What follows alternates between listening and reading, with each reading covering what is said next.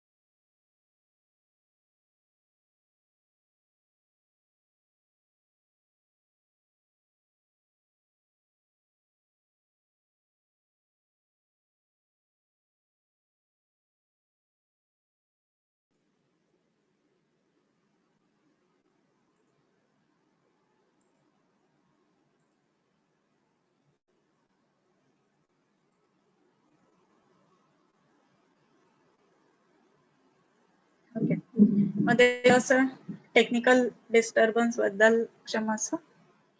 So पण पुन्हा एकदा स्क्रीन शेअर करते, स्टार्ट करूया.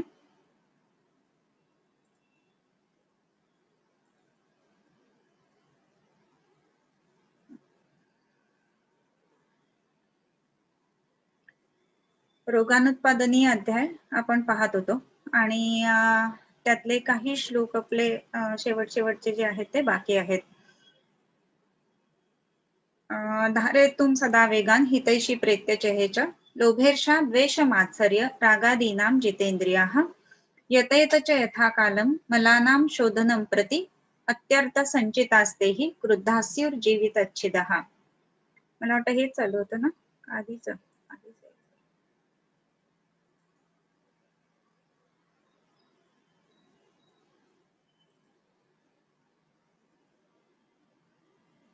यथाक्रमं यथा योगम अत ऊर्ध्वं प्रयोजयत रसायनाने सिद्धानी दृश्य योगांश्च कालवित. इथपर्यंत आपलं झालेलं होतं.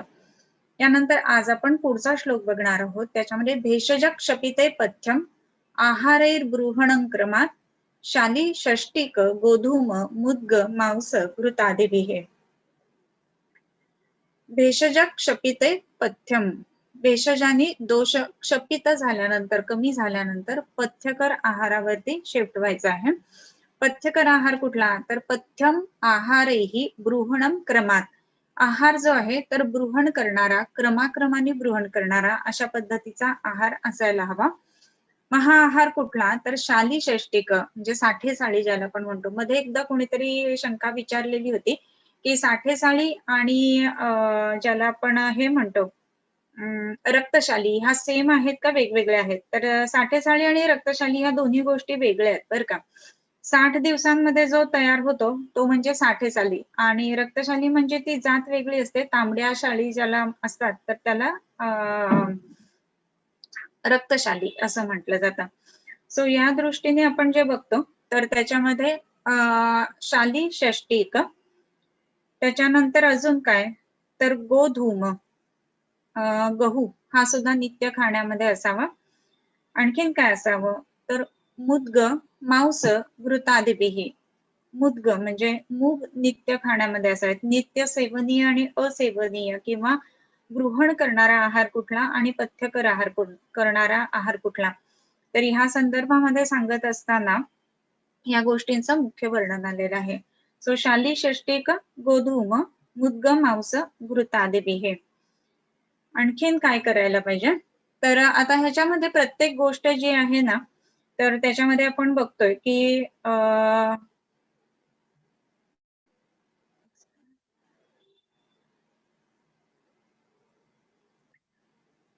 तर त्याच्यामध्ये आपण बघतोय की शाली षष्टिक बघितलं, गोधूम बघितलं, त्याच्यानंतर मुद्ग माहिती आहेत की नित्या हा पथ्यतमाहा, म्हणून मुद्ग सुद्धा बरोबर आहेत. आणखीन काय महत्वाचं त्याच्याबरोबर, तर घृतादिभिः मांस आणि घृत, मांस हे सुद्धा नित्य सेवनीय म्हणून सांगितलेलं आहे. मग आता हे मांस हे नित्य सेवनीय असं म्हणत असताना त्याचा संबंध जो आहे तो कुठला, तर त्याच्यामध्ये सुद्धा महत्वाची जी गोष्ट आहे ना, तर त्याच्यामध्ये आपण वेगवेगळी जी मांस सांगितलेली आहेत. मग त्याच्यामध्ये अनुप मांस आहे, जांगल मांस आहे. मग ह्याच्यापैकी कुठलं मांस योग्य खाणं, तर जांगल मांस हे श्रेष्ठ आहे. मग त्याच्यामध्ये सुद्धा काय, तर ज्याला आपण शूल्य मांस म्हणतो, की सळईवरती करून भाजून तयार केलेलं जे मांस आहे ते खाणं जास्त योग्य आहे. हे त्याच्यातल्या त्याच्यात पथ्यकर जी गोष्ट आहे तर ती गोष्ट इथे सेवन करायला हवी आहे. त्याच्यानंतर घृतादिभिः घृत इत्यादी या सुद्धा गोष्टी नित्य सेवनीय अशा म्हटलेल्या आहेत. म्हणजे काय, तर आता घृत जे आहे तर मग त्याच्यामध्ये माहिष घृत किंवा इतर वाराह घृत वगैरे ह्या पण गोष्टी माहिती आहेत आपल्याला. परंतु सेवनीय मध्ये कुठली गोष्ट आली, तर त्याच्यामध्ये महत्वाची जी आहे ती म्हणजे गोघृत. सो घृत म्हटल्यानंतर गोघृत, तैल म्हटल्यानंतर तिळतेल, ह्या गोष्टी ज्या आहेत ना त्या महत्वाच्या राहतात. सो शाली षष्टिक गोधूम मुद्ग मांस घृतादिभिः. याच्यानंतर आणखीन काय, तर हृदय दीपन भैषज संयोगात रुचिपक्तिदैः. हृदय दीपन असे भैषज त्याच्या सोबत वापरायचे आहेत. हृदय म्हणजे आपल्याला हृदयाला हितकर आणि मनाला हितकर या दोनही अर्थाने. आता हृदयच का, आता इतरत्र जर का आपण बघितलं ना, तर हृदरोग किंवा हृदयाच्या संदर्भामध्ये वर्णन त्या मानाने खूप कमी सापडतात. परंतु ज्या वेळेला रोग उत्पन्नच होऊ नये असं म्हणत असताना विशेष भर जो दिलेला आहे तो हृदय औषधांवर दिलेला दिसतोय. मग आता ही हृदय औषधं कशासाठी, तर हृदय म्हणत असताना आपल्याला हे माहितीये की हृदयाला हितकर आहे.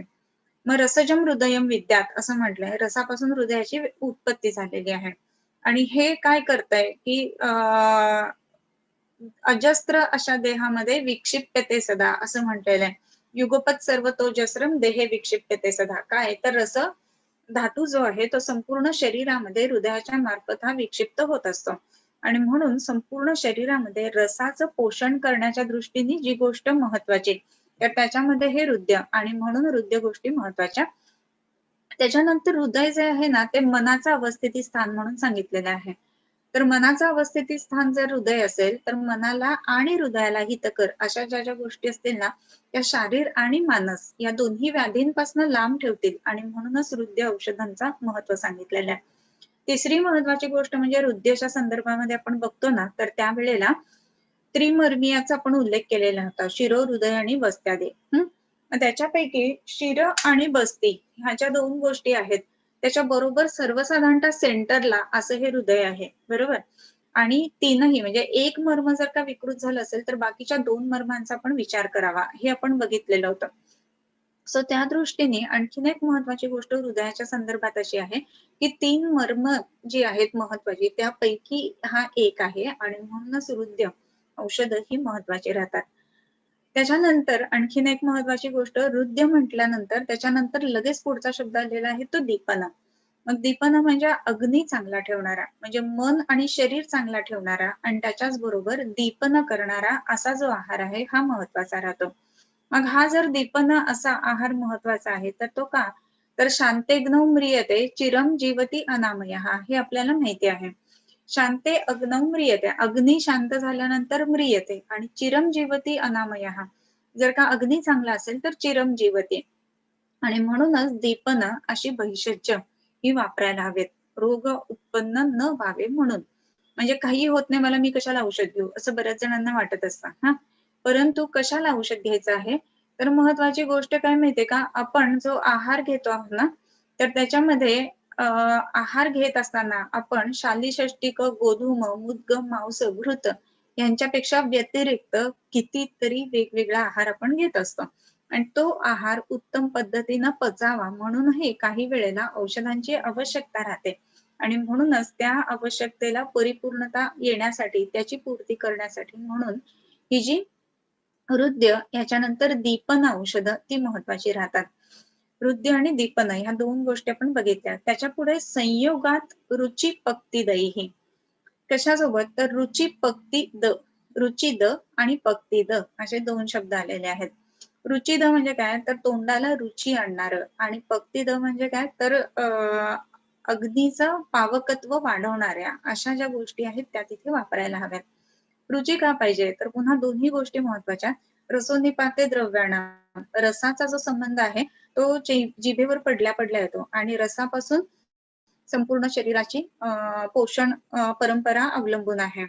तसंच जिभेवर पडल्या पडल्या जी रसना आहे ना ती सुद्धा तृप्त होते, म्हणजेच मनालाही उपयोग होतो. म्हणून शरीर आणि मन असं दोन्ही ठिकाणी आपल्याला दिसतं आणि जे जिभेवर पडलेलं आहे त्याचं उत्तम पाचन व्हावं या दृष्टीने पक्ती दही हे. आणखीन काय करावं, तर स अभ्यंग उद्वर्तन स्नान निरुह स्नेह बस्तेभिः. आता ह्याच्यामध्ये आहारेहि बृहणं क्रमात् रसायनानि सिद्धानि वृक्ष योगांश्च कालवेत अत ऊर्ध्वं प्रयोजयत. इथे आहे प्रयोजयत म्हणजे काय, तर कशा कशानी प्रयोजना करावी, तर शालीषष्टिक, गोधूम, मुद्गमांस, घृतादिभिः प्रयोजयत, म्हणजे ह्याचा जो वर्ब आहे ना तो प्रयोजयत इथे येतो. आणि इथे सुद्धा तृतीय येत आहे बघा, की हृदय दीपन भैषज्य संयोगात रुची पक्तिदैहि प्रयोजयेत, याची योजना करावी. आणखीन कशाची योजना करावी, तर इथे सुद्धा तृतीय आहे. तर स अभ्यंग उद्वर्तन स्नान निरुह स्नेह बस्तिभिः योजयेत. स अभ्यंग, अभ्यंग करावं, त्यानंतर उद्वर्तन करावं आणि स्नान करावं. म्हणजेच काय, तर आपण जी दिनचर्या बघितलेली आहे की दिनचर्या जर का नित्य पाळली तर काय होणार आहे, तर रोग उत्पन्न होणार नाहीये आणि त्याच्यासाठी ही दिनचर्या महत्वाची. म्हणून त्यातल्या ह्या 3 गोष्टी महत्वाच्या इथे सांगितलेल्या आहेत. आणि दिनचर्येमध्ये सुद्धा आणखीन एक महत्वाचा जो भाग आहे ना, तर त्याच्यामध्ये महत्वाची जी गोष्ट आहे तर त्याच्यामध्ये निरुह आणि स्नेह बस्ती असं म्हटलेलं आहे. निरुह बस्ती आणि स्नेह बस्ती असं म्हणत असताना आपण बघतोय की निरुह बस्ती द्यायचा, स्नेह बस्ती द्यायचा. आणि हे बस्ती कशासाठी आहे, तर हे बस्ती जे आहे ते शरीरातल्या प्रमुख वातावरती कंट्रोल करण्यासाठी आहेत, वाताचं शमन करण्यासाठी आहेत. याच्या कारण काय, तर पित्त पंगु कफ पंगु पंगवो मल धातवः वायुना यत्र नियंते तत्र वर्षंती मेघवत. ह्या दृष्टीने असल्यामुळं वायूची गती जर शरीरातली प्राकृत असेल तर त्याचा परिणाम स्वरूप म्हणून शरीर प्राकृत राहील.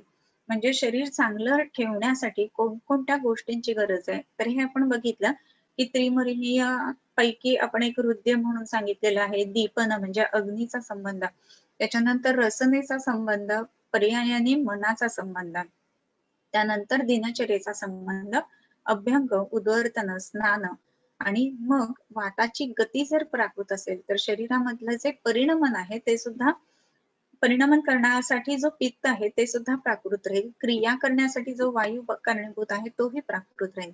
आणि त्या दृष्टीने क्रिया योग्य व्हाव्यात या दृष्टीने निरुह आणि स्नेह ह्या बस्तींचा वापर करावा. ह्या सगळ्यांचं प्रयोजन झाल्यानंतर हृदयदीपन भेषज संयोगात रुचिपक्तिदैहि प्रयोजयेत स अभ्यंग उद्वर्तन स्नान निरुह स्नेह बस्तीभिः प्रयोजयेत. इथपर्यंत आपल्याला कळलं. ह्या सगळ्यांची योजना करावी. आणि ही योजना कशासाठी करायची आहे? तर आता आपण इथे बघितलं की दोषा कदाचित कुप्यंती जिता लंघन पाचनैहि येतु संशोधन शुद्धा न तेषां पुनरुद्भवः. दोष साम्यावस्थेत आल्याच्या नंतर यथाक्रमम यथायोगम अत ऊर्ध्वम प्रयोजयेत. साम्यावस्था एकदा प्राप्त झाली की ती स्थिती मेंटेन राहावी ह्या दृष्टीनं काय महत्वाच्या गोष्टी आहेत तर ते आता ह्याच्यामध्ये सांगतायत की रसायन औषधं द्यावीत, सिद्ध रसायन औषधं द्यावीत किंवा वृक्ष औषधं द्यावीत, वृक्ष योग द्यावेत असं म्हणत असताना त्याच्यानंतर हृदय वापरावेत, दीपन वापरावेत, त्याच्यानंतर रुची पक्तिद अशी औषधं वापरावीत आणि दिनचर्येमधलं अभ्यंग उद्वर्तन स्नान निरुह स्नेह बस्ती ह्या सगळ्यांचा वापर करायचा आहे. याच्यानंतर आणखीन एक महत्वाची गोष्ट आहे त्यामध्ये तथा सलभते शर्म सर्व पावक पाटवम धी वर्णेंद्रिय वैमल्यम वृषताम दैर्घ्यमायुषः. तथा सलभते, तथा ह्या सगळ्या गोष्टींनी सलभते म्हणजे काय त्याला मिळतं. काय मिळतं तर शर्म सर्व पावक पाटवम. शर्म म्हणजे काय तर आनंद किंवा सुख या अर्थाने आलेला आहे. तर त्यामुळे सुख प्राप्त होतं. सुख म्हणजे काय सु म्हणजे सुष्ठु हानी यस्य सहा सुख हा. सुष्ठु म्हणजे काय उत्तम, खानी म्हणजे काय तर स्रोतस, ज्याची स्रोतस उत्तम आहेत तर त्याला सुख म्हणजे काय सुखात आहे ना सगळं, म्हणजे सगळी स्रोतस चांगली चाललीत ना, काम करतात ना, असा तो प्रश्न आहे बरं का. खरं म्हणजे सुख म्हणजे ऐश्वर्य संपत्ती असणं वगैरे ह्या गोष्टी नाही. सुख म्हणजे काय सुष्ठु खानी यस्य सहा. तर असं झाल्यानंतर त्याला काय मिळतं तर शर्म म्हणजे सुख मिळतं. म्हणजेच काय मिळतं तर त्याची स्रोतस जी आहेत ती उत्तम पद्धतीने काम करतात. आणि काय मिळतं तर सर्व पावक पाटवम. सर्व पावक म्हणजे काय तर आपल्याला वाटतं की हा सगळं काही मिळतं, तर सगळं काही मिळतं असा काही अर्थ नाही त्याचा. म्हणजे काय सर्व पावक म्हणजे सर्वच्या सर्व अग्नी. मग हे अग्नी कुठले तर 13 अग्नी सांगितलेले आहेत. त्यामध्ये 5 पंचमहाभूतांचे, 7 धात्वग्नींचे आणि जठराग्नी. तर ह्याप्रमाणे जे अग्नी सर्व आहेत तर त्यांचं पाटव म्हणजे उत्तमत्व ह्या गोष्टी मिळतात. अग्नी जर उत्तम असतील तर शरीरामधला आताच आपण बघितलं की चिरम जीवती अनामया हा असं म्हटलेलं आहे. आणि म्हणूनच सर्व पावक पाटव ही गोष्ट महत्वाची राहते. त्यानंतर अजून काय मिळतं तर धी वर्णेंद्रिय वैमल्यम वृषताम दैर्घ्यमायुषः. धी वर्णेंद्रिय वैमल्य, धी म्हणजे बुद्धी, वर्ण इंद्रिय यांचं वैमल्य, बुद्धीचं वैमल्य बरं का. म्हणजे शब्द किती सुंदर वापरला हे बघायला पाहिजे आपण. बुद्धीचं वैमल्य म्हणजे काय विमलता म्हणजे स्वच्छ असणं. म्हणजेच काय तर विवेक जागृत असणं. जी आपली स्रोतस चांगली असतील ना तर विवेक जागृत असतो. ज्या माणसाचं पोट निश्चित नेहमी खराब असतं ना तर त्या माणसाला खूप काही वेगवेगळं खाण्याची इच्छा होते. जसं गृहिणीमध्ये वाताची गृहिणीमध्ये सांगितलंय वृद्धी सर्व रसाना आमच्या बरोबर. परंतु तेच जर का योग्य पद्धतीने शरीरातली स्रोतस काम करत असेल ना तर बुद्धी जी आहे तर ती सुद्धा निश्चयात्मिका आणि विवेचन करणारी विवेकी बुद्धी ही जी आहे ही आपल्याला उत्तम पद्धतीने दिसते. आणि म्हणूनच धी वैमल्य. त्याच्यानंतर वर्ण वैमल्य. वर्ण 2 प्रकारचा, त्याच्यामध्ये छाया आणि प्रभा असं म्हटलं जातं. तर छाया दुरात प्रकाशते असं म्हटलेलं आहे. तर ह्याप्रमाणे आपल्याला ज्या वेळेला प्रभा वाढलेली असते तर लांबून येणारा माणूस सुद्धा अरे काय तेजस्वी दिसतोय असं पण जे म्हणतो ना ते म्हणजे वर्ण वैमल्य. मग आता हे का दिसतं तसं तर त्वचा जे आहे ते रससार आहे. रस जर उत्तम असेल तर त्वचेवरती त्याचं रिफ्लेक्शन येतं आणि म्हणूनच वर्ण वैमल्य ही गोष्ट त्याच्यामध्ये दिसते. तसंच इंद्रिय वैमल्य. इंद्रिय वैमल्य म्हणजे काय तर इंद्रियांची विमलता म्हणजे इंद्रियांचं काम करण्याची पद्धत जी आहे तर ती उत्तम पद्धतीने घडते.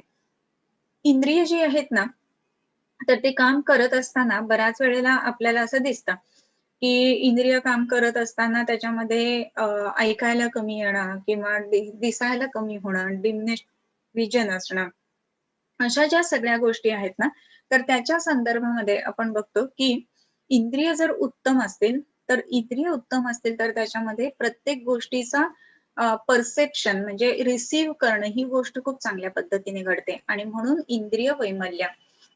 मग आता ह्या इंद्रियांमध्येच बरं का 11 इंद्रिय आहेत. तर ह्या 11 इंद्रियांमधलं एक इंद्रिय जे आहे ना, ते म्हणजे मन आहे. आणि म्हणजेच मनाचं सुद्धा कार्य इथे व्यवस्थित घडतंय आणि मनाचं कार्य जर उत्तम असेल ना, तर आपण साहजिकच आपोआपच आचार रसायनाकडे जाऊ आणि आचार रसायनाकडे जर आपण गेलो, तर पुन्हा त्या रसायनाचे सुद्धा आपल्याला फायदे मिळणार आहेत.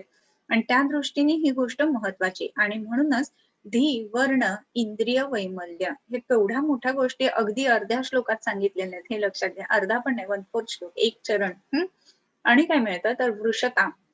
वृषता म्हणत असताना ताकद या अर्थाने, वृषत्व असं जे आपण म्हणतो तर त्या अर्थाने येतं.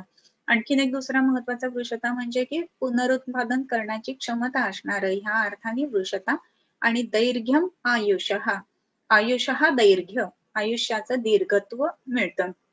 म्हणजेच काय, आता इंद्रिय चांगलं काम करतायत, रसधातू खूप चांगलं काम करतोय, त्याच्यानंतर अग्नी शरीरातले सर्व सर्व पावक हे चांगले काम करतायत, त्याच्यानंतर बुद्धी चांगली काम करते, वर्ण चांगला काम करतोय. वर्णांचं एक वेळ बाजूला ठेवत इंद्रिय वैमल्य असं म्हटलेलं, इंद्रिय जर योग्य पद्धतीने काम करते म्हणजेच काय प्रज्ञापराध वगैरे होत नाही असं सगळं असेल तर दीर्घायुषी का नाही होणार माणूस ना. सो तथास लभते शर्म सर्व पावक पाटवम धीवर्णेंद्रिय वैमल्य वृषताम दैर्घ्यमायुषः. याच्यानंतर ये भूत विषवायवग्नी क्षतभंगादि संभवाः रागद्वेष भयादेश काम क्रोध भयाद्याश असं एक पाठ बोलते. तेस्यु रागंतवो गदाः त्याग प्रज्ञापराधानाम इंद्रियोपशमस्मृतिः देश कालात्म विज्ञानम सद्वृत्तस्यानुवर्तनम. आणखीन काय करायला पाहिजे तर ये भूत विष वायू अग्नी क्षत भंग आदी संभवाः जे ह्याच्यातून उत्पन्न झालेले आहेत. कशातून? भूत. भूत म्हणजे काय, भूत वगैरे नाही बरं का, म्हणजे की घोस्ट या अर्थाने भूत नाही. भूत म्हणजे पूर्वी केलेले कर्म आणि त्याचा जो परिपाक असेल तर त्याच्यामुळे उत्पन्न झालेले, जसं कुष्ठ वगैरे इत्यादी गोष्टी सांगितलेल्या आहेत. गुरुनिंदा, पापकर्म वगैरे ह्या गोष्टी केल्यानंतर ते भूतामध्ये आपण जरी केलं असेल 10 वर्षापूर्वी, 20 वर्षापूर्वी, तरी त्याचा परिणाम म्हणून या गोष्टी होऊ शकतात. म्हणून भूत, त्याच्यानंतर विष, विषापासून उत्पन्न झालेले, वायूपासून उत्पन्न झाले किंवा विषवायूपासून उत्पन्न झालेले, त्याच्यानंतर अग्नी, अग्नी विकृतीमुळे उत्पन्न झालेले किंवा ज्याला आपण फायर म्हणतो किंवा आग लागणं तर त्याच्यातनं उत्पन्न झालेले आगंतु हेतू दिसतात म्हणून ह्या गोष्टींचा समावेश त्याच्यामध्ये आलेला आहे. त्याच्यानंतर क्षत भंग आदी संभवाः. क्षत असेल तर, भंग असेल तर म्हणजे पडल्यानंतर एखादा गोष्ट मोडणं ह्याच्यातनं उत्पन्न झालेले असे जे आहेत ते. आणि राग द्वेष भयाद्याश्च तेस्युरागंतवो गदाः. राग द्वेष भय ह्याच्यातनं उत्पन्न किंवा हे हे जे व्याधी, हे व्याधी स्वरूप म्हणून सांगितले. सगळ्यात पहिला जो श्लोक आहे ना आपला त्याच्यामध्ये रागादी रोगान असं म्हटलेलं आहे. तर राग द्वेष भय आदी रोग हे जे आहेत, असे जे आगंतु रोग आहेत तर त्यासाठी काय करावं तर हे पुढे सांगितलंय. आता इथपर्यंत जे सांगितलं ना सगळं, तर हे आगंतु रोगांबद्दल नाही, निज रोगांबद्दल सांगितलं. आता आगंतु रोगांबद्दल सांगतो. एखादा माणूस म्हणेल की मी असं सगळं करत होतो परंतु पडलो आणि आजारी पडलो, हाड मोडलं आणि आजारी पडलो. परंतु तसं जर असेल ना तर मग त्याच्यासाठी काय करा तर त्याग प्रज्ञापराधानाम इंद्रियोपशमस्मृती, प्रज्ञापराधांचा त्याग करावा. म्हणजे काय तर आपल्याला एखादा पिक्चर लेट नाईट मूवी बघायचा आहे, पण मग रात्रीचं जाऊ नये ना बाहेर, गरज असेल तरच जावं असं म्हटलंय आणि ते सुद्धा दंडी मौली सहाय्यवान, बरोबर. तर मग तसं जर असेल तर जाऊ नये बाहेर, तर हे समजलं पाहिजे आणि तो म्हणजे प्रज्ञापराध आहे. जरी तसं आपण समजलं तरी जातोय असं जर केलं तर. आणि म्हणून प्रज्ञापराधांचा त्याग करावा. आणि काय करायचं तर इंद्रिय उपशम, इंद्रियांना काबूमध्ये ठेवणं किंवा इंद्रियांना योग्य पद्धतीनं वळवणं, बरं का, ही गोष्ट खूप महत्वाची आहे. इंद्रियांना वळवणं असं म्हटलं जातं, म्हणजे मनाला सुद्धा वळण एक लागणं खूप गरजेचं असतं. इंद्रियांना वळवणं म्हणजे काय? आपल्याला असं वाटतं बरं का, की आपण हे करूयात, ते करूयात, किंवा एक छोटंसं छानसं उदाहरण एक तुम्हाला सांगते, की एक लहान बाळ असतं आणि त्याच्या हातामध्ये समजा सुरी आहे. आणि ती त्रास देणारे त्या बाळाला पण आईला सुद्धा लागू शकतं. आणि परंतु आपण जेवढं खेचायला जाऊ ना त्याच्याकडनं, तर काय होणार आहे, ते अजून घट्ट पकडतं बाळ. परंतु आपण तिथे काय करायला पाहिजे, जर ती सुरी आपण त्यांनी टाकून द्यावी असं वाटत असेल ना, तर सुरी खेचत बसण्यापेक्षा त्याला दुसरी गोष्ट चांगली हातात द्यायचं, खेळणं हातात द्यायचं, की जे त्यांना लागणार नाहीये. असं दिल्यानंतर ते सुरी आपोआपच बाजूला ठेवतं आणि ते खेळणं घेऊन खेळायला लागतं. त्या पद्धतीने इंद्रिय उपशम म्हणजे इंद्रियांना खाद्य हवंच आहे. म्हणजे डोळ्यांना वाचायला किंवा बघायला हवं आहे. त्वचेला कुठला तरी स्पर्श हवाच आहे. त्याच्यानंतर आपल्याला काहीतरी ऐकायला हवंच आहे.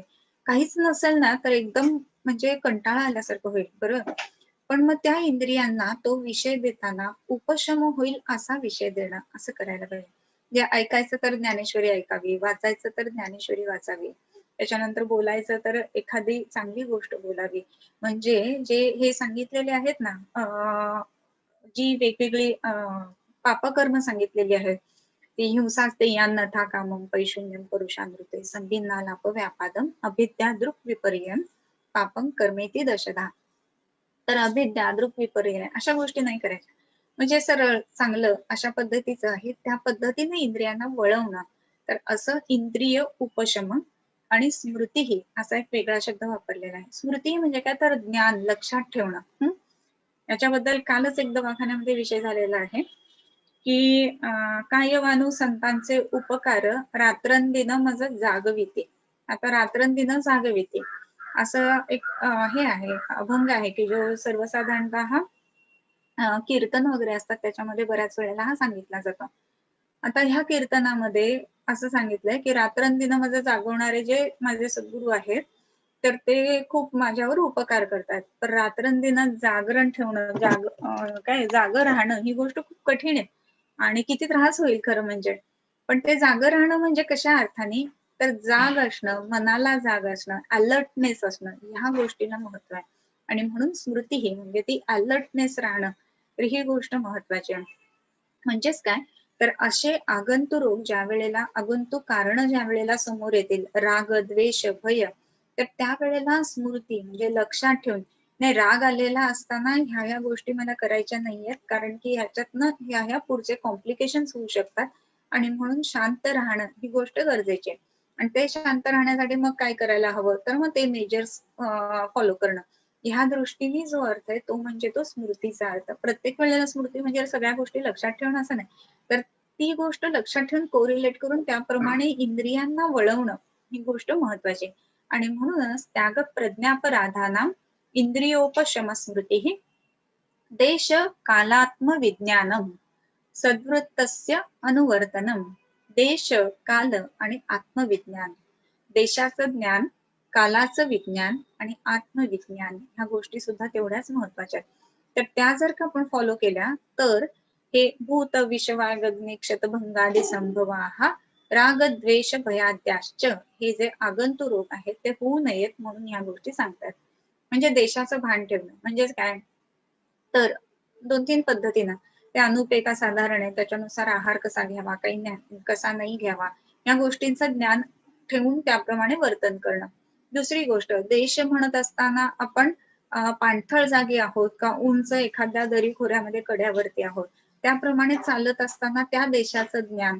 म्हणजे समजा चिखलवाला प्रदेश असेल तर प्रत्येक पाऊल ठेवताना आपलं खाली तर जाणार नाहीये ना पाय, ह्या दृष्टीने जसं गिर्यारोहण वगैरे करत असताना ह्या गोष्टी आपण बघतो ना, की कुठला चढत असताना समजा ते क्लाइम्बिंग वगैरे करतात, तर कोणता रॉक पकडायचा, कुठला ठिसूळ आहे, कुठला निघून जाणार आहे, कुठला आपल्याला सपोर्ट करणार आहे, या सगळ्या गोष्टींचं ज्ञान असणं. दऱ्याखोऱ्यातून चालत असताना प्रत्येक वेळेला पुढे काय आहे किंवा त्या गोष्टीचं ज्ञान ठेवणं, ह्याही दृष्टीने देश. आणखीन एक देशाचा अर्थ, हे जे सगळं आपण आता बोललो ना, ते ते भूदेश याबद्दल बोललो. आणि शरीर देश हा एक दुसरा देश सांगितलेला आहे. मग ह्या देशाचं म्हणजे काय, तर माझी ही प्रकृती कोणत्या प्रकारची आहे, मला काय आवडतं, मला काय नाही आवडत, मला कुठली गोष्ट साध्य आहे, कुठली गोष्ट साध्य नाहीये, ह्या गोष्टींचा विचार करून मग त्याप्रमाणे योग्य पद्धतीनं निर्णय घेऊन काम करणं किंवा एखादा विषय हाताळणं. ह्या दृष्टीने जे आहे ते देशविज्ञान या अर्थाने बघायला पाहिजे. देशविज्ञान म्हणत असताना 2 गोष्टी बघितल्या आपण. एक तर देश आणि दुसरा म्हणजे भूमी-देश. तर ह्या दोन्ही प्रकारांनी जर का आपण व्यवस्थित बघून चाललो, तर मग तिथे आपण पडणार नाही किंवा आगंतुरोग होणार नाही. आणखीन एक महत्वाची गोष्ट त्याच्यामध्ये कालविज्ञानम. कालविज्ञानम असं म्हणत असताना एक तर ऋतू कुठला आहे म्हणजे जो निसर्गातला काल कुठला आहे त्याच्यानुसार आपण गोष्टी बघायला पाहिजेत. मग हेमंत आहे तर मग मी काय खाईन तर तळलेले वगैरे पदार्थ कदाचित खाईन. पण ग्रीष्म वर्षा असेल तर माझा अग्नी कमी असेल मग त्याच्यानुसार खाईन. मग ते कालविज्ञान ह्या अर्थाने झालं. तसंच कालविज्ञान असं म्हणत असताना शरीराच्या दृष्टीने कुठला काळ आहे त्याचं विज्ञान हे सुद्धा महत्वाचं. म्हणजेच काय तर शरीरामध्ये कफाचा काळ आहे किंवा कफ प्रादुर्भाव जास्ती आहे तर त्याच्या दृष्टीने काही मेजर्स घेणं हे जे आहे ते कालविज्ञान. आणखीन एक महत्वाची गोष्ट सगळ्यात जी सांगितली ती आत्मविज्ञान. आता आत्मविज्ञान म्हणजे आत्मा वगैरे विषयक माहिती करून घेणं. 2 पद्धतीने इथे सुद्धा अर्थ येतो. आत्म म्हणताना स्वतःचं विज्ञान म्हणजे ज्याला आपण म्हणतो की मला काय चालतं मला काय नाही चालत, ओक साधने कसलं आहे वगैरे ह्या गोष्टींचा संबंध त्याच्यामध्ये आहे.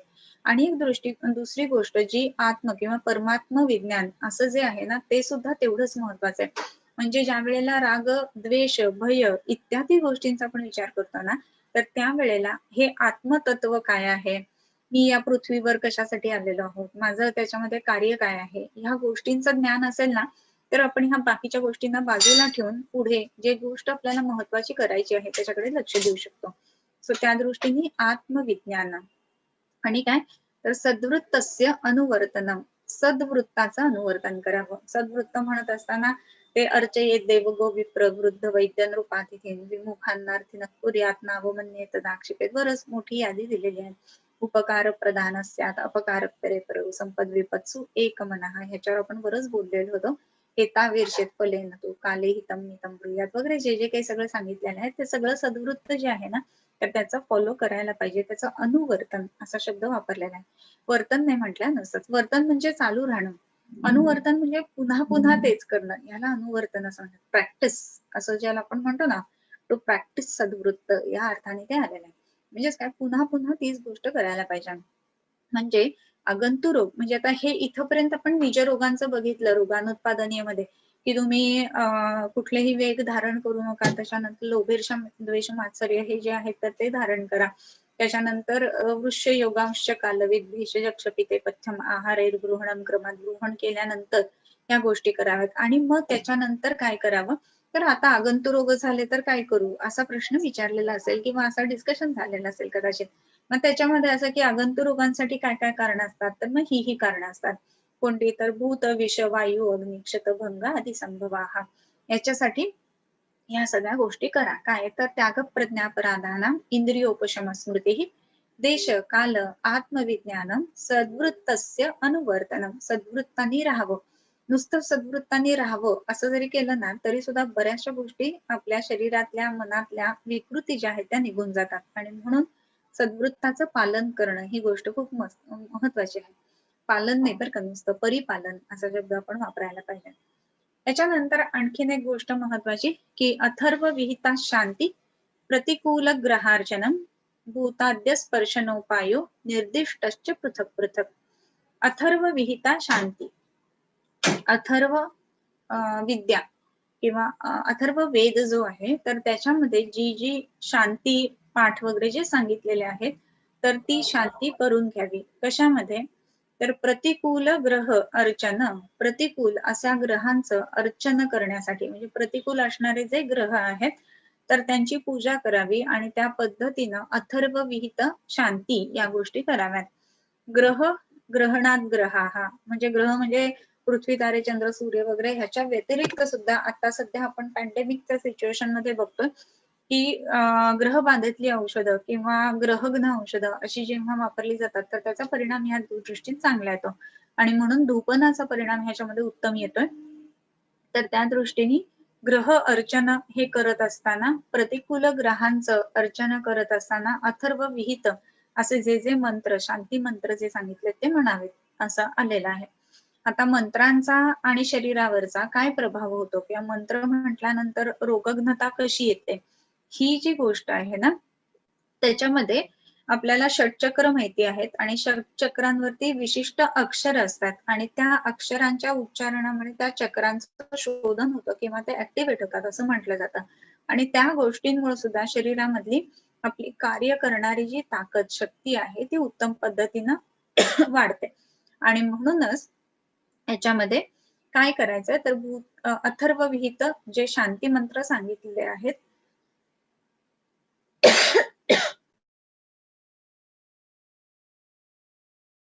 अथर्वण जे शांती मंत्र सांगितलेले आहेत तर त्यांच्या प्रतिकूल अशा ग्रहांची अर्चना करण्यासाठी आपण ते म्हणायचं आहे.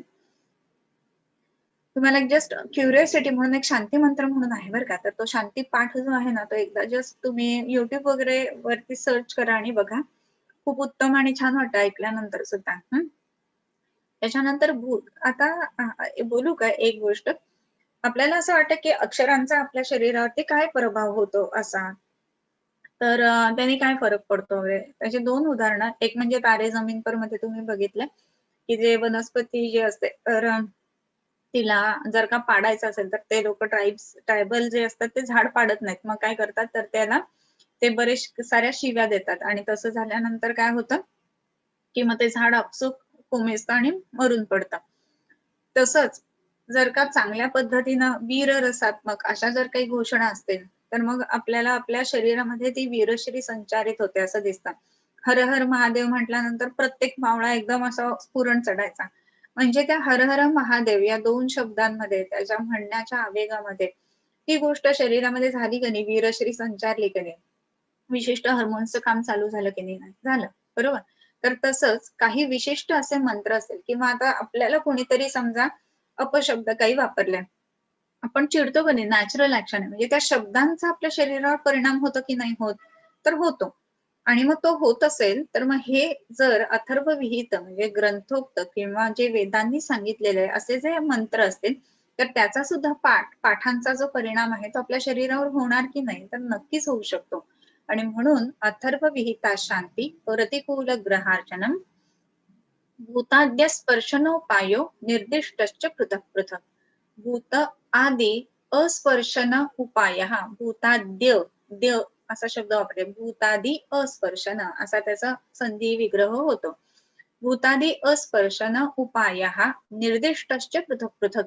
भूतादी म्हणजे कुठले ते भूत विषवाय वग्नि क्षतभंग हे जे सगळे सांगितलेले आहेत ना तर ते स्पर्श करू नयेत म्हणून हे सगळे उपाय सांगतो. तर कोणकोणते उपाय सांगितले ते भूतादी म्हणजे हे सगळे. मग काय तर त्यागप्रज्ञापराधनम इंद्रियोपशमस्मृती ही देशकालात्म विज्ञानम सद्वृत्तस्य अनुवर्तनम अथर्वविहिता शांती प्रतिकूल ग्रहार्चनम. ह्या सगळ्या गोष्टी आहेत ते कशासाठी करायच्या आहेत तर भूतादी अस्पर्शन उपाया निर्दिष्टश्च पृथक पृथक. प्रत्येक गोष्ट मी वेगवेगळी आता इथे सांगितलेली आहे. मग आता थोडक्यात अनुत्पत्ती समासेन, समासेन म्हणजे थोडक्यात समासतः या अर्थाने अनुत्पत्ती उत्पन्न होऊ नये म्हणून विधीही एषः प्रदर्शितः हा विधी सांगितलेला आहे. कुठला तर आता जे आपण सगळं बघितलं निज विकारांसाठी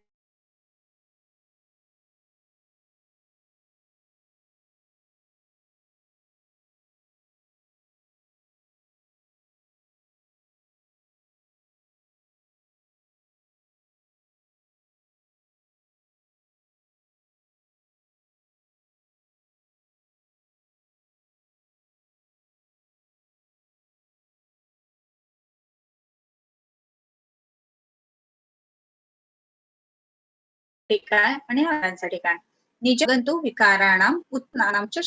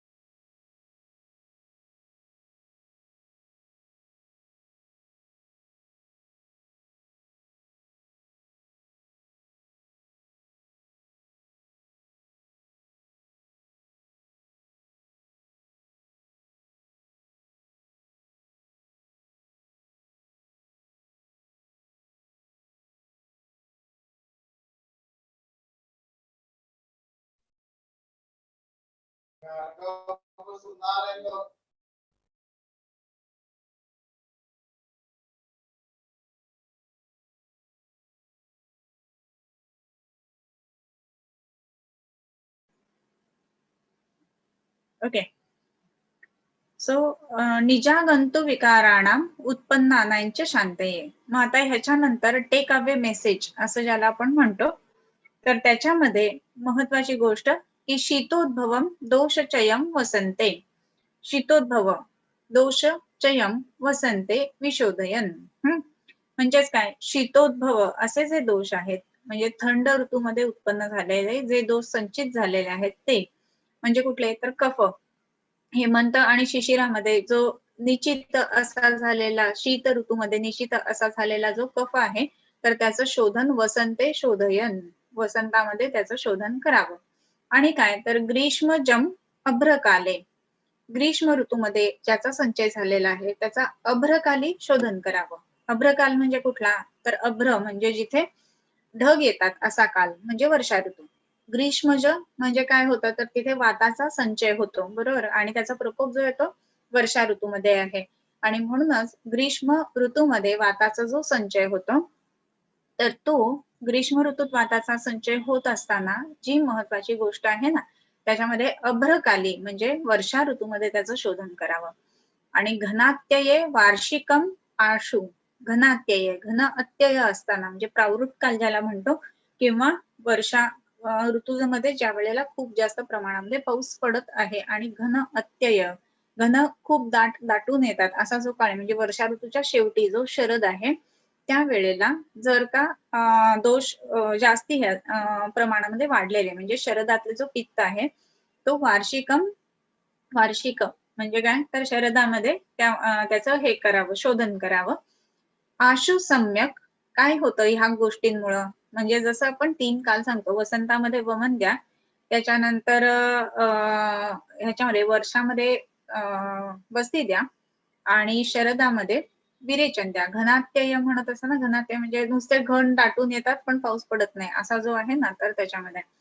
तर वार्षिकम म्हणजे वर्षा ऋतूमध्ये संचित असे जे दोष आहेत ते घनात्यये विशोधयन, म्हणजे वर्षा ऋतूत संचित झालेले जे दोष आहेत ते शरद ऋतूमध्ये विरेचन किंवा रक्तमोक्षणाने शोधन करावं.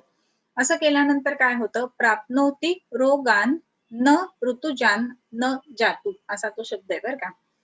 आता ह्याचा अर्थ काय हे आपण बघूयात. प्राप्नोती म्हणजे प्राप्त करतो, रोगान प्राप्तोती रोगांना प्राप्त करतो, रोगान न रोगान न ऋतुजान असं आहे, बरोबर. म्हणून रोगान न प्राप्नोती म्हणजे रोगांना प्राप्त करत नाही. मग कुठले रोग, तर ऋतुजात, ऋतुजन्य, ऋतुज रोग जे आहेत तर त्यांना तो प्राप्त करत नाही. जातू म्हणजे जो जन्माला आलेला आहे तो. म्हणजे असं जर का ह्या पद्धतीनं 3ही कालामध्ये शोधन केलं स्वस्थ वृत्तपर, तर त्याला ऋतुकालीन रोग होत नाहीत. हे आपल्याला ज्याला टेक अवे मेसेज आजकाल म्हणतात ना तसं. त्याच्यानंतर नित्यम हिताहार विहार सेवी समीक्षकारी विषयेष्वसक्तः दाता समः सत्यपर क्षमावान आप्तोपसेवीच भवत्य रोगः. आता इथे काय की ऋतुज रोग होणार नाहीत, ऋतुसंधिकाली रोग होणार नाहीत असं जर केलं आणि दोष शोधन केले तर. आणि काय, तर नित्यम हिताहार विहार सेवी, नित्य हितकर आहार आणि विहार घेणारा, समीक्षकारी विषयेषु असक्तः, समीक्षा करून प्रत्येक गोष्टीची चिकित्सा करणारा या अर्थाने. समीक्षा म्हणजे योग्य अयोग्य, विवेक जागृत ठेवून असा असणारा, त्या पद्धतीने रिॲक्ट करणारा असा जो आहे तो. आणि विषयेषु असक्तः, विषयांमध्ये काय म्हणतो त्याला, आसक्ती नसलेला असा जो आहे, असक्त असा शब्द आहे बरं का तो. आणि त्याच्यानंतर दाता समहा सत्यपरहा क्षमावान, दाता देणारा म्हणून नित्य दान करावं असं म्हटलं जातं. मग वेगवेगळं दान, मग त्याच्यामध्ये आहाराचं दान करा, किंवा त्याच्यानंतर विद्येचं दान करा, किंवा धनाचं दान करा. हे धन दिल्यानंतर काय होतं, तर आपल्या मनाला जो सुकून मिळतो ना, तर त्या गोष्टींमुळं ह्या सायकोसोमॅटिक व्याधी असतात ना, सायकोसोमॅटिक व्याधी, तर त्याच्यामध्ये खूप उत्तम पद्धतीने उपशम मिळतो असं दिसतं. आणि म्हणून दाता नेहमी देण्याची सवय ठेवावी माणसाने. त्याच्यानंतर समहा म्हणजे काय, तर ज्या वेळेला काय म्हणू आपण त्याला, की योग्य किंवा अयोग्य किंवा विरुद्ध असणारी किंवा खूप आनंद देणारी अशी दोन्ही कंडिशन मध्ये असताना समत्वाने बिहेव करणारा, म्हणजे ज्याला सम सुख दुःख कृत्वा लाभा लाभव जया जय असं जे म्हटलेलं आहे ना, तसा समत्वाने वागणारा. म्हणजे थोडेसे पैसे आले की लगेच हा आता मी खूप मोठा झालो, आता मला कोणाची गरज नाही, असं नाही करायचं. किंवा पैसे नसतील तर आता माझ्या आयुष्याला काही अर्थच नाही, असंही नाहीये ना. सो समत्व म्हणजे दोन्ही ठिकाणी योग्य पद्धतीने जो बिहेव करतो तो सत्यपरहा, नेहमी खरे बोलावे, असं आपण पहिली मध्ये असल्यापासून सगळं ते सुविचार मध्ये लिहित असतो. पण खरं बोलण्याने काय होतं, तर वाक्सिद्धीम प्रणतीम कांतीम अशी गोष्ट प्राप्त होते बरं का, वाक्सिद्धी येते. आणि म्हणूनच नित्य खरं बोलल्यानंतर शब्द जो आहे ना आपला, तर तो चांगला किंवा चांगल्या पद्धतीने येतो. आणि म्हणून सत्यपरहा, परहा म्हणजे काय, की नित्य त्या पद्धतीने करणं. एकदा खरं बोललं आता मला लगेचच फळ मिळालं पाहिजे असं नाही बरं का, त्याचं म्हणजे वर्षानुवर्ष आयुष्यभर सत्य बोलणं या अर्थाने. त्याच्यानंतर क्षमावान असावं माणसाने. म्हणजे कसं माहितीये का, एखादा आहे काहीतरी आपल्याबद्दल बोललेलं आहे आणि मग ते मनात घ्यायचं आणि त्याच्यानुसार वागायचं, असं जर केलं ना तर आपल्या मनामधले रजतम वाढलेत ना. समोरचा जो आहे ना तो ती गोष्ट करून निघून गेलेला आहे, पण आता आपल्याला स्वतःला त्रास देतोय आपण ती गोष्ट लक्षात ठेवून. सो क्षमावान, ती गोष्ट सोडून द्यायला शिकलं पाहिजे. बऱ्याच वेळेला मी असा एक विचार मांडलेला होता, की उपासाचा व्रत बरेच जण करतात. मग त्याच्यामध्ये विशिष्ट गोष्टी खायच्या, विशिष्ट नाही खायच्या, किंवा काही अगदी निर्जळी उपास करतात किंवा फक्त फळं खाऊन उपास करतात. उपास म्हणजे काय, तर आपल्या शरीरामध्ये असणाऱ्या ज्या गोष्टी आहेत, हिणकस गोष्टी आहेत, त्या निघून जाव्यात, ह्या गोष्टींचे प्रयत्न आहेत, बरोबर. आणि म्हणून लंघन या स्वरूपामध्ये उपासाचा विचार करायला पाहिजे. एकादशी दुप्पट खाशीसारखा नाही. आणि असं असताना मग आपण एखाद्या वेळेस आपल्याला इंद्रियांचा उपास असा सुद्धा विचार करायला पाहिजे ना, आणि तसंच मनाचा उपास असाही विचार करायला पाहिजे. इंद्रियांचा उपास म्हणजे काय, तर अगदी मोबाईल एक दिवस नाही वापरायचा, हा सुद्धा खूप मोठा उपास आहे. तुम्ही करून बघितला तर ते तुम्हाला जाणवेल. त्याच्यानंतर अजून इंद्रियांच्या उपासाच्या सुद्धा पुढची गोष्ट म्हणजे मनाचा उपास. म्हणजेच काय, की मनामध्ये कुठलेच विचार न येणं ही गोष्ट खूप मोठी आहे. जी ही गोष्ट शक्यच होत नाही. आपण कितीही ठरवलं ना तरी विचार येतच असतात. पण मग निदान चांगले विचार यावेत हा तरी आपण उपास निश्चित करू शकतो ना. कोणाबद्दल एक दिवस मी वाईट बोलणारच नाही असं तर ठरवू शकतो ना. तेवढं तर आपण निग्रह करू शकतो. सो त्या पद्धतीने राहणं. आणि म्हणून एखादी गोष्ट जी आहे ती मनामध्ये ज्या ज्या वाईट गोष्टी आहेत ना त्या सगळ्या सोडून देण्याच्या दृष्टीने एक दिवस मनाचा उपास असंही करून बघावं. तर त्या दृष्टीने दुसऱ्याला क्षमा केली ना की मग आपण त्या गोष्टी सोडून देऊ शकतो, ही गोष्ट महत्वाची आहे. आणि म्हणून क्षमावान असावं. आणि आप्तोपसेवी म्हणजे आप्तजन जे आहेत तर त्यांची सेवा करणारा या अर्थाने, आणि आप्तजनांच्या सल्ल्यानुसार वागणारा असा एक दुसरा अर्थ त्याच्यामध्ये घेतो. आप्त लोक जे आहेत ना तर त्यांनी अनुभवातनं सिद्ध झालेले आहेत ते, आणि त्याच्यामुळं किंवा ज्याला आपण क्लासिकल डेफिनेशन आप्ताची ज्याला म्हणतो, की त्याच्यामध्ये आप्ता हा शिष्टाः विबुद्धाः ते तेषां ज्ञानम असंशयम सत्यम वक्षन्ति ते कस्मात असत्यम नीरजस्तमः असं म्हटलेलं आहे. म्हणजे नीरज आणि तम म्हणजे ज्यांच्यामध्ये रज आणि तम नाहीतच अशांनी सांगितलेला जो उपदेश आहे ना तर तो कुठल्याही किंतु शिवाय फॉलो करणं असं जरी केलं ना तरी सुद्धा काय होणार आहे, भवती अरोगाः, त्याला रोगच होणार नाही. म्हणजे केवढी मोठी गोष्ट आपल्याला की देऊन ठेवली आहे, पण तेवढीच कठीण सुद्धा आहे ते. म्हणजे ते पझल असतं ना, असं असं डोंगरांच्या पाठीमागे जा, मग त्या तळ्यामध्ये सेंटरला एक पेटी असेल, मग तळ्यात जाताना 10 दगड असतील, एका दगडावर पाय पडला तर तू बुडशील. तर तसं ते सगळं एकंदरीत आहे बरं का. म्हणजे थोडक्यात कसं, की नित्यम हिताहार विहार सेवी, हितकर आहार आणि विहार यांचं सेवन करणारा, समीक्षकारी म्हणजे योग्य अयोग्य याचा निवाडा करून प्रत्येक गोष्ट करणारा, विषयेषु असक्तः, सर्व विषयांमध्ये असक्ती नसणारा, आसक्ती बरं का, आसक्त आणि असक्त ह्या दोन गोष्टींमध्ये फरक आहे. दाता समहा सत्यपरहा क्षमावान आप्तोपसेवी असा जो आहे तो काय होतो, तर भवती अरोगः इति सूत्रस्थाने रोगानुत्पादनीय नाम चतुर्थोऽध्यायः. ह्याप्रमाणे रोग उत्पन्नच होऊ नये म्हणून काय काय करावं हे आता आपण सगळं बघितलं. रोग उत्पन्न होऊ नये असं म्हणून बघत असताना ज्या ज्या गोष्टी महत्वाच्या सांगितल्या ना, तर त्याच्यामध्ये आपण बरंच काय काय म्हणजे हे करावं, ते करावं, हे करू नये, ते करू नये, ह्या सगळ्या गोष्टी बघितल्या. आणि हे करत असताना आणखीन एक महत्वाची मोठी गोष्ट जी आहे ना त्याच्यामध्ये, तर त्याच्यामध्ये एक जी सांगितली सगळ्यात शेवटची ती म्हणजे की नित्यं हिताहार विहार सेवी समीक्षकारी विषयेष्वसक्तः दाता समः सत्यपर क्षमावान आप्तोपसेवी च भवत्य रोगः. ह्या गोष्टी आहेत तर त्या आपण तेवढ्याच महत्वाच्या म्हणून पाहायला हव्यात.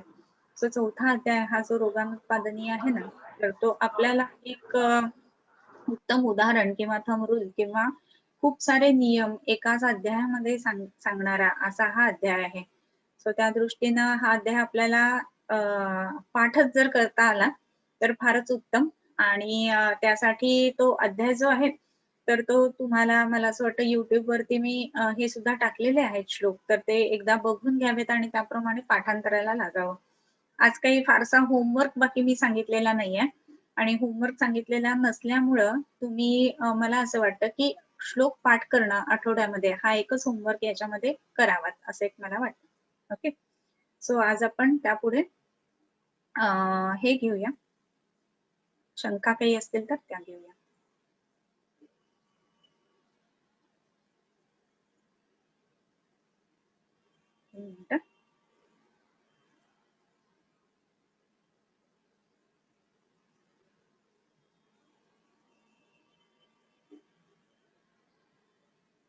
खूप वैद्यांकडून ऐकले की मंत्र म्हणावे पण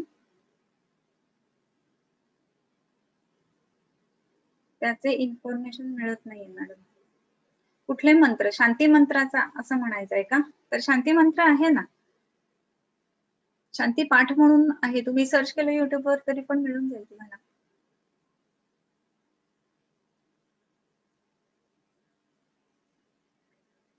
Patient 56 age complaining of itching and rash all over the body since 1 month. Hypothyroidism आहे. हा, हायपोथायरॉइडिझम मध्ये रॅश हे बऱ्याचदा सापडतं. त्याच्यामध्ये आपल्याला हे सुद्धा ड्रायनेस पण खूप सारा असतो स्किन वरती आणि त्या दृष्टीने आपल्याला हे रॅश पेशंटला बऱ्याच वेळेला दिसत असतं. तर हे जे रॅश असतं तर त्याच्यासाठी काय काय करायला पाहिजे आणि काय नाही करायला पाहिजे, तर त्या दृष्टीने सगळ्यात पहिलं महत्वाचं म्हणजे स्नेहन संपूर्ण शरीरामध्ये तिथे होणं गरजेचं आहे. तर स्नेहन व्हायला हवं. त्याच्यानंतर स्नेहन करत असताना कोणतं करायचं, तर बलातेल, चंदन बला, लाक्षादी तेल ह्या गोष्टी आपण वापरू शकतो. ते करत असताना अजून एक महत्वाची गोष्ट अशी आहे की त्याच्यामध्ये हायपोथायरॉइडिझम आहे असं सांगितलंय, तर थायरॉइडचा फॉर्म्युला वापरला तर त्याचा खूप चांगला परिणाम येईल. प्लस कृबिंग प्लस कंटुग्न या गोष्टी ज्या आहेत त्या सतत कंटिन्युअस चालू ठेवणं या दृष्टीने सुद्धा त्याचा परिणाम चांगला येत असतो. आणखीन एक त्याची महत्वाची गोष्ट म्हणजे याच्यामध्ये खाणं पिणं काय आहे ते लिहिलेलं नाही. हायपोथायरॉइडिझम आहे हा भाग वेगळा, परंतु रोजचं खाणं काय आहे, त्याच्यानंतर तो खातोय पितोय काय, तर ह्याही गोष्टी तेवढ्याच महत्वाच्या राहतात. सो त्या दृष्टीने हे बघायला पाहिजे. तसं असेल तर कृमिकुठार रोज रात्री वापरणं आणि कंडू नास्ती विना कफात असं म्हणले, त्यामुळे प्रवाहिकेची संप्राप्ती आहे का ही गोष्ट सुद्धा तिथे बघणं तेवढीच गरजेची आहे. तर त्या दृष्टीनं हे बघायला पाहिजे की प्रवाहिका असेल तर त्याची औषधं देणं वगैरे, तर ह्याच्यामध्ये अजून बऱ्याचशा गोष्टी विचारायला पाहिजेत ह्या केसच्या संदर्भामध्ये. पण आता जेवढी औषध वापरली ना सांगितली तर त्याच्यात एक 70% तर औषधांचा रिझल्ट निश्चितच येईल आणि त्याच्यापेक्षा जास्ती जर आपल्याला हवा असेल तर मग मात्र आपल्याला जरा केस अजून डिटेलमध्ये घ्यायला हवे. आज कोजागरी पौर्णिमेला कहाच्या आजाराचे मेडिसिन, कफाच्या म्हणायचं का आजाराचे मेडिसिन देतात त्याचे थोडे विवेचन करावे. ओके. बऱ्याच वेळेला कोजागिरीला दम्याचं औषध म्हणून एक दिलं जातं आणि कोजागिरीला त्याचा उत्तम उपयोग होत असतो असं म्हटलं जातं. मग हे दम्याचं औषध काय आहे आणि कशासाठी उपयोग होतो, तर त्याच्यासाठी महत्वाची गोष्ट म्हणजे भारंगी वापरली जाते बरं का मोठ्या प्रमाणामध्ये, आणि भारंगी विड्याच्या पानातनं देणं किंवा भारंगी दुधामधून वापरणं, तर असं जर केलं तर त्याचा परिणाम चांगला येतो. भारंगी जी आहे ना तर ती विषग्न उत्तम सांगितलेली आहे आणि तशी असल्यामुळं जे आपल्या फुफ्फुसांमध्ये किंवा अन्न व स्रोतसांमध्ये जी विषार आहेत तर ती कमी होतात. आणि दुधाबरोबर घेतल्यामुळे काय होतं, आताच्या ह्याच्या पुढचा जो काल आहे म्हणजे शरद झाल्यानंतर हेमंत, आणि हेमंत येणार आहे ना, तर हेमंतामध्ये बल शरीराचं चांगलं असणार आहे आणि ते बल उत्तम पद्धतीने टिकवण्यासाठी म्हणून सुद्धा हे आजचं जे केशरी दूध वगैरे करून घेतलं जातं ना, त्याचं महत्व असतं. आणि म्हणूनच शरीरामध्ये वृष्य आणि बलकर अशा गोष्टी ज्या आहेत म्हणजे बदाम, अक्रोड वगैरे हे घालून ते दूध बनवलं जातं आणि त्या दुधाबरोबर ही भारंगी म्हणजे शरीरात ऑलरेडी ज्या ज्या गोष्टी टॉक्झिनच्या स्वरूपात गेलेल्या आहेत तर त्या निघून जाव्या ह्या दृष्टीने भारंगीचा उपयोग उत्तम होत असतो. सो हे औषध बऱ्याच वेळेला वापरलं जातं. अजूनही इतर काही औषधं आहेत की जी देता येत असतात, परंतु त्यात मुख्य जी आहे ती भारंगी वापरली जाते. अशा पेशंट्समध्ये लाईन ऑफ ट्रीटमेंट काय करावी? असे म्हणजे कसे? कदंब तेल कसे बनवावे? कुठे कुठे वापरू शकतो? ओके, सायलीने विचारलं. कदंब तेल आहे ना, तर कदंबाचं पंचांग घ्यायचा. पान, फूल, मूळ, त्याचं फळ किंवा फुलं जी बॉल सारखी असतात ती. तर हे सगळं एकत्र घेऊन ते आपण तैलसिद्धी पाक पद्धती जशी असते त्या पद्धतीनं तेल सिद्ध करायचं. आणि कदंबाचं तेल जे आहे ना, तर ते विशेष करून मनाच्या गतींना योग्य दिशा दाखवण्यासाठी किंवा मनाची गती कमी करण्यासाठी, थांबवण्यासाठी म्हणून त्याचा उपयोग होत असतो. का होतो? तर कदंबावरती हसऱ्या खेळत्या अशा श्रीकृष्णांचा वास आहे आणि म्हणून ज्या वेळेला डिप्रेशन, अँक्झायटी वगैरे ह्या गोष्टी असतात, तर तिथे रमलेले असे श्रीकृष्ण ज्याच्यावरती वास करतात. तर उत्पत्ती, स्थिती आणि देवता ह्यांच्या ज्या देवता आहेत, तर त्याच्यापैकी स्थितीची देवता म्हणजे श्रीकृष्ण किंवा नारायण ज्याला म्हटलं तर ते आहेत. सो त्या दृष्टीने स्थिती मेंटेन ठेवणं, योग्य पद्धतीनं शरीराचं वर्तन राखणं ह्याच्यासाठी उपयोग होतो. तर कदंब तेल त्या पद्धतीनं आपल्याला पोटात सुद्धा वापरता येऊ शकतं, नस्यासाठी वापरता येऊ शकतं आणि माथ्यावर टाकण्यासाठी आपण बऱ्याच वेळेला पेशंट्समध्ये वापरत असतो. तर त्याचा उपयोग खूपच चांगला येतो. तर त्याही पद्धतीनं आपल्याला ठेवता येतं, की माथ्यावरती इथे टाकणं ह्या दृष्टीने आपल्याला हे कदंब तेल वापरता येत असतं. ओके. बस्ती शुद्धीकर द्रव्य के बारे में. ओके, बस्ती शुद्धीकर द्रव्य तुम्ही काढलेत, मी बघितली. तर कसं आहे ना, शिरो हृदय बस्त्यादी असं म्हटलेलं आहे. 3 मर्मांचा संबंध त्याच्यामध्ये आलेला आहे आणि त्रिमर्मीय असं म्हणत असताना आता आपण बघितलं की हृदय अशी औषधं वापरावीत. पण बस्ती जो आहे ना, तर त्याला बल देणारी आणि शुद्धीकर अशी द्रव्य महत्वाची राहतात. आणि म्हणून शुद्धीकर द्रव्य जी आहेत म्हणजे मूत्रविरजनीय, मूत्रविरेचनीय ह्या पद्धतीची जी आहेत ना ती महत्वाची राहतात. आणि त्याच्यामध्ये शरीरातल्या क्लेदाचं वहन करणं ही गोष्ट महत्वाची राहते. पंचमहाभूतांच्या सिद्धांतानुसार पृथ्वी महाभूताचा ग्रास जो आहे ना, तर ते आप घेत आहे. आपाचा ग्रास जे ते तेज घेत आहे. म्हणजेच काय? तर आपलं शरीर जे आहे, तर शरीरम अस्मदादीनाम असं पृथ्वी महाभूताच्या संदर्भात आयुर्वेदामध्ये तर्कसंग्रहामध्ये वर्णन आहे. मग आता हे शरीरम अस्मदादीनाम आपलं शरीर जे आहे ते पंचमहाभूतांपासून बनलेलं असलं तरी सुद्धा प्रामुख्यानं आपलं शरीर जे आहे ना, तर ते पृथ्वी महाभूताचं आहे. बरोबर? आणि हे पृथ्वी महाभूताचं ज्या वेळेला शरीर आहे, तर त्यातले विकृती ज्या आहेत, तर त्या नष्ट करून टाकणं ही जी गोष्ट आहे ना, तर ते आपमहाभूत करणार आहे. आणि म्हणून बस्ती जो आहे हा महत्वाचा का? तर शरीरातले टॉक्झिन्स, विषार बाहेर काढण्याच्या दृष्टीने हा बस्ती महत्वाचा आहे. आपण बघतो की रिनल फेल्युअरचे वगैरे जे पेशंट्स असतात ना, तर त्याच्यामध्ये हे टॉक्झिन्स बाहेर आता मोशनला होतच असते की त्यांना, हो की नाही? पण तरी सुद्धा युरिनला होत नाही. या कारणामुळे बरेच पेशंटच्या म्हणजे युरिनची उत्पत्तीच होत नाही किंवा रिनल फेल्युअर आहे, क्रॉनिक रिनल फेल्युअर. ह्यामुळं किती पेशंट कॉम्प्लिकेशन्स मध्ये लँड होत असतात. सो त्या दृष्टीने बस्तीचं शोधन हे महत्वाचं आहे. आणि म्हणूनच बस्ती शुद्धीकर द्रव्य जी आहेत ना, तर ती महत्वाची. आणि म्हणून मूत्रविरजनीय, मूत्रविरेचनीय आणि हे जे सांगितलेले आहेत कुशकाश, नल, दर्भ, कांडेक्षु हे पंच जे तृण सांगितलेले आहेत ते ह्या दृष्टीने खूप महत्वाचे काम करतात. आणि म्हणून बस्ती शुद्धीकर द्रव्य जी आहेत ना ती अधूनमधून किंवा काही कालानंतर अशी विशिष्टतः वापरायला हवी असं. Okay. What we think about fibroadenoma of breast? Most of the female are suffering from this. Even Raja Pravriti is normal and daily routine also normal with regular exercise. Thin built, what will be the treatment? Okay.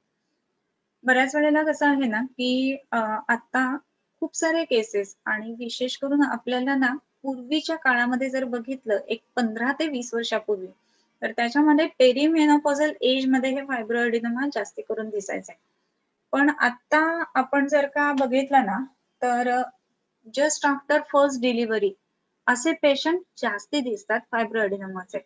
मग ह्याच्यामध्ये काय आहे ना, की एक तर रजस्वला परिचर्या संपूर्ण जो काही फर्टाईल तोपर्यंतचा काळ असतो तोपर्यंत फारशी आजकाल केलेली नसते. दुसरी महत्वाची गोष्ट म्हणजे सुतिका परिचर्या आपण नाही करत. आणि सुतिका परिचर्या आपण न केल्यामुळं शरीरामधनं ज्या गोष्टींचं गर्भाशय शोधन होणं अपेक्षित आहे, ती गोष्ट होत नाही. आणि गर्भाशय शोधन न झाल्यामुळं जे रज आहे त्याला ऊर्ध्वगामिता येऊन स्तन आणि स्तन्याचं पोषण होतं. आणि त्याच्यातून आपण क्लेद करणारा आहार बऱ्यापैकी प्रमाणामध्ये जर घेत असू, तर त्याचा परिणाम स्वरूप म्हणजे शिळं आहे किंवा ब्रेड वगैरे अशा गोष्टी आहेत की ज्या आंबवून केल्या जातात. त्याचा परिणाम स्वरूप काय होतं की मांस विकृती व्हायला लागते आणि त्या मांस विकृतीतून फायब्रोएडिनोमा हे बनायला लागतात. मग अशा वेळेला काय करायचं की पिरियड्स रेग्युलर येतात एवढं आपण विचारतो, परंतु त्या पिरियड्स मधून रजाचं शोधन होतंय की नाही ही गोष्टही बघायला पाहिजे. तसं मोशनला होते का? हो होते. म्हणजे मोशनला होते म्हणजे सगळ्या गोष्टी व्यवस्थितच होतात असं नाहीये ना.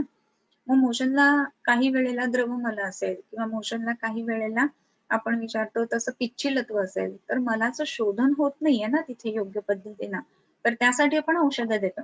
तसंच पिरियडला 3 दिवस 4 दिवस ब्लिडिंग होतंय म्हणजेच काय तर सगळ्या रजाचं व्यवस्थित शोधन होतंय असा अर्थ नाही तिथे. मग रजाला सुद्धा काही वेळेला तिथे पिच्छिलत्व असं दिसतं किंवा काही वेळेला दुर्गंध असणं ह्या गोष्टी दिसतात. जे पिरियड्स नॉर्मल आहेत, रेग्युलर आहेत, ब्लिडिंग 3 दिवस होतंय आणि आपोआप थांबतंय असं जरी असलं ना, तरी सुद्धा ह्या गोष्टींमध्ये डिटेलिंग मध्ये जायला पाहिजे. आणि मग तिथे जर का रजामध्ये आपल्याला शोधनाच्या स्वरूपामध्ये विकृती दिसत असेल, तर रजाचं शोधन व्हावं अशा पद्धतीची औषधं तिथे वापरायची. नॉट दॅट की ब्लिडिंग वाढलंच पाहिजे, परंतु योग्य पद्धतीनं म्हणजे रजाचं जे पाचन आहे ना ते योग्य पद्धतीनं व्हायला पाहिजे. म्हणजे नवरजापासून पुराण रजाची उत्पत्ती होणं, पुराण रज गळून पडणं, पुन्हा नवरज स्थापन होणं, हा जो प्रोसेस आहे ना हा प्रॉपर व्हायला पाहिजे. आणि त्याच्यासाठी गर्भाशय शोधन करणारी जी द्रव्य आहेत तर तशी त्याच्यात वापरली की मग आपल्याला दिसतं की हे फायब्रोएडिनोमास कमी येतात. मग ह्याच्यामध्ये काही गोष्टी महत्वाच्या, त्याच्यामध्ये रजाचं जे पाचन आहे ते शोष्यमाण वन्नीवर होतं हेही आपण बघितलेलं होतं. सो हे रजाचं पाचन जर का शोष्यमाण वन्नीवरती अवलंबून आहे तर शोष्यमाण वन्नी उत्तम असायला पाहिजे. आणि त्या दृष्टीने तिसरा अवस्थापाक चांगली करणारी औषधं तिथे वापरायची. हा पहिला भाग झाला. त्यानंतर दुसरा म्हणजे वत्सगादी गण वापरणं किंवा बिल्वावलेह वापरणं वगैरे ह्या गोष्टी तिथे वापरायच्या. दुसरी गोष्ट जी महत्वाची आहे ना, तर त्या संदर्भामध्ये एक महत्वाची गोष्ट जी आपल्याला दिसते, त्याच्यामध्ये रजाचं शोधन होण्यासाठी देवदाराचा उत्तम उपयोग होतो किंवा लता करंज, पिंपळमुळी ह्या गोष्टींचा उपयोग होतो. तर अशी द्रव्ये बघायची. आणि ह्या गोष्टी करून मग रजाचं पाचन उत्तम पद्धतीनं झालं ना, की नॅचरली आपण बघतो की हे जे फायब्रोएडिनोमाज आहेत ते कमी यायला लागतात आणि मग तिथे लोकल लेप लावायला देणं ह्याही गोष्टी आपण करू शकत असतो. ओके. एकादशी के अलावा शास्त्र में बताए उपवास कौन से है जो करने चाहिए देह उन्नति के लिए. ओके, ठीक आहे. आपण बघूया त्याबद्दल. उपवास जो आहे ना तर तो आपण कुठलाही उत्तम पद्धतीने करू शकतो. एकादशी 15-15 दिवसांनी आहे आणि विष्णू म्हणजे स्थितीच्या देवतेची आहे आणि म्हणून ती महत्वाची. पण ह्याच्याही व्यतिरिक्त ज्या पंथाला आपण फॉलो करत असू त्याप्रमाणे आपण करू शकतो. ओके. आपण एक प्रश्न घेऊया आणि थांबूया आता. पेशंटचे मेडिसिन बनवताना कॉमनली कोणत्या मंत्राचे उच्चारण करावे? ओके. त्याच्यामध्ये हे जे आहे ना की सर्व देवतांनी या वनस्पतीला किंवा औषधीला हे द्यावं, बल द्यावं या अर्थाने जे श्लोक आलेले आहेत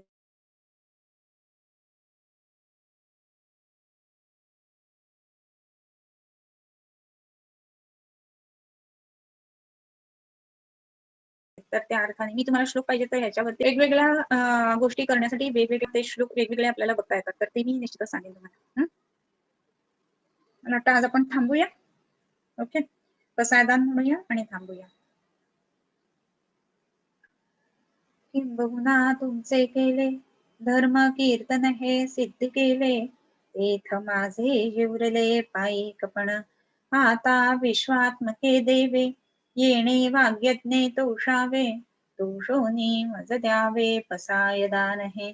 जे खळांची व्यंकटी सांडो तया सत्कर्मी रती वाढो भूता परस्परे पडो मैत्र जीवांचे दुरितांचे तिमिर जाओ विश्वस्वधर्म सूर्ये पाहो जो जे वांछील तो ते लाहो प्राणिजात वर्षत सकळ मंगळी ईश्वर निष्ठांची मांदियाळी अनवरत भूमंडळी भेटतो भूता चला कल्पतरूंचे आरव चेतना चिंतामणींचे गाव बोलते जे अर्णव पियुषांचे चंद्रमे जे अलांछन मार्तंड जे तापहीन ते सर्वाही सदा सज्जन सूयरे होतो किंबहुना सर्व सुखी पूर्ण हो नीतिहि लौकी भजिजो आदि पुरुषी अखंडित आणि ग्रंथोपजीविये विशेषी लोकीये